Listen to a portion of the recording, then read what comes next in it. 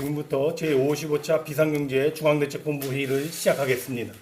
최근 우리 경제는 고용, 소비, 산업활동, 수출 등 흐름을 종합적으로 고려해 볼 때 여러모로 어려운 환경과 여건임에도 불구하고 경기 회복력을 이어가고 있는 것은 정말 다행이 아닐 수 없습니다. 그러나 이와 같은 회복 흐름의 견지 노력 속에서 여전한 소상공인 취약계층의 어려움이 지속되고 점증하는 대내 불확실성과 리스크가 나타나고 있으며 이에 따른 대내외 인플레 압력이 시급한 당면 과제로 제기되고 있습니다. 특히 최근에 러시아의 우크라이나 침공으로 인해 글로벌 리스크의 가중 및 우리 경제의 부정적 실물 금융 파급 효과는 우리 경제의 또 다른 위기 요인이 아닐 수 없습니다.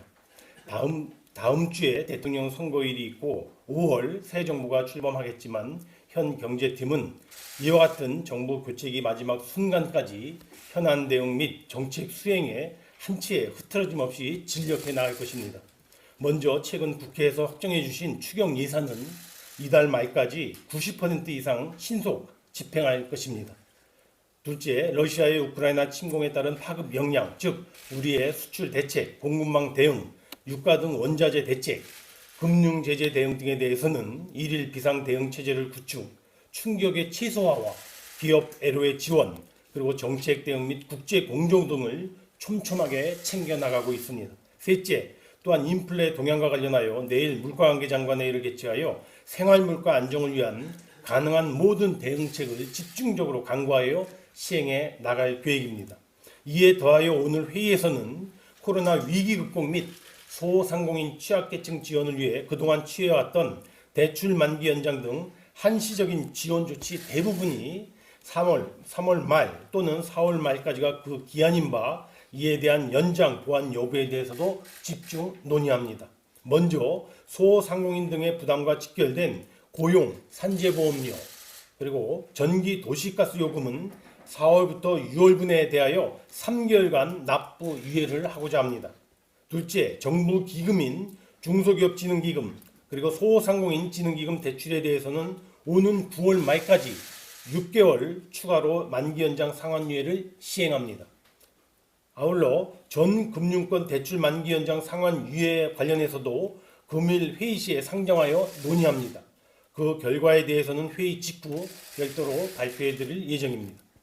다음 세 번째, 2021년도 작년 하반기 부가세 확정신고 납부기 한 일괄 연장 조치는 4월 달에 부가가치세, 예정 고지 납부기한과의 중첩 등을 고려하여 예정대로 3월 말 종료를 추진하되 납부자가 개별적으로 기한 연장 시청 시에는 최대한 허용토록 하겠습니다. 아울러 법인세, 종합소득세 납부기한 직권 연장 등 기타 세정 지원은 지속해 나가도록 하겠습니다. 한편 특별고용지원업종 지정 연장, 외화 LCR 규제 비율 완화, 그리고 외국인 근로자 취업활동기간 연장은 앞으로의 업황, 방역, 시장 상황 등을 종합 점검 후에 이달 중 별도로 발표해 드리도록 하겠습니다.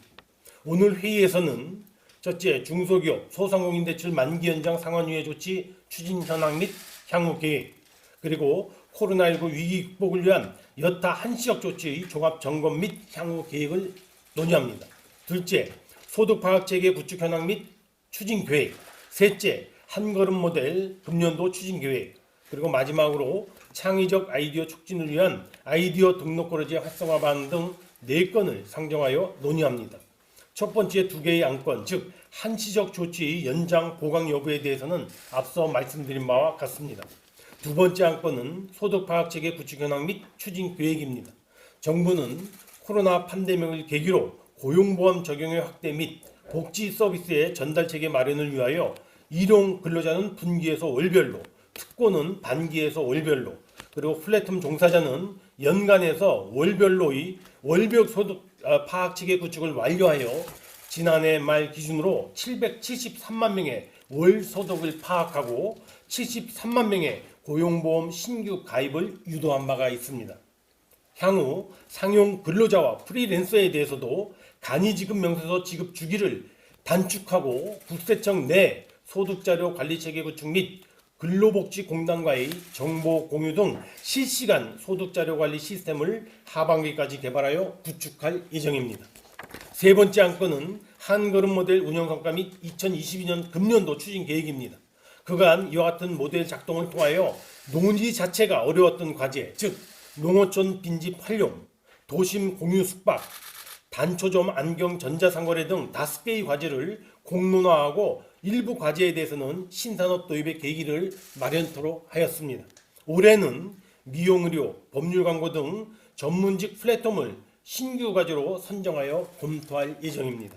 마지막 한 건은 창의적 아이디어 촉진을 위한 아이디어 등록 거래제 활성화 방안입니다. 이는 아이디어에 대한 창출 보호, 그리고 사업 모델로의 활용 등을 적극적으로 뒷받침하기 위하여 기존의 아이디어로를 역시 기존의 여러 국민 제한 플랫폼과 연계하여 아이디어의 창출, 거래, 사업화 등 전 과정에 대한 국가 거점의 플랫폼으로 고도화하려는 것입니다.